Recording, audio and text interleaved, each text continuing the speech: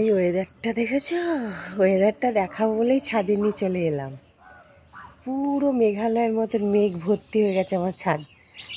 মেঘালয় ঢাকা হয়ে থাকে মেঘে, তো আমার ছাদও আজকে মেঘেতে ঢাকা হয়ে আছে। দারুণ লাগছে। যারা যারা তাড়াতাড়ি ওঠো তারাই দেখতে পাবে, আর যারা একটু বেলা করে ওঠো তারা তো দেখতে পাবে না। তাই ভাবলাম আজকে আমি একটা ভিডিও করে রাখি, দেখো কীরকম মেঘে ভর্তি হয়ে আছে। দারুণ লাগছে ওয়েদারটা, মনে হচ্ছে আমার বাড়ি শুদ্ধ নিয়ে চলে গেছি মেঘালয়।